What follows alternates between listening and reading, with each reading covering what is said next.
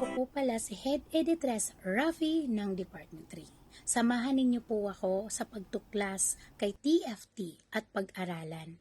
Ano pong meron kay TFT at sino ang bumuo kay TFT? Let's go! Alam mo ba kung sino si T, sino si F, sino si T sa True Friends Together?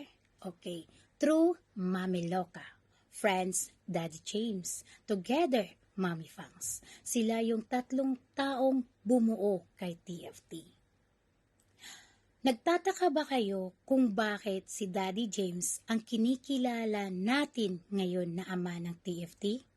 Dahil si Daddy James lang po ang naging matatag at nagpatuloy sa kanilang naumpisahan.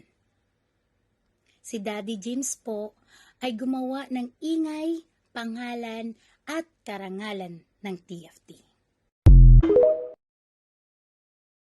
Dahil sa dami nitong napatunayan, una na rito ay ang pagiging matatag na pundasyon ng TFT family. Siya rin ang lumikha ng pinakamaraming bilang ng membro sa Bigo. At isama rin ang ating YouTube channel na kung saan makikita ang mga nagagawa ni TFT, True Friends Together, dahil sa katatagan at maayos na pamumuno.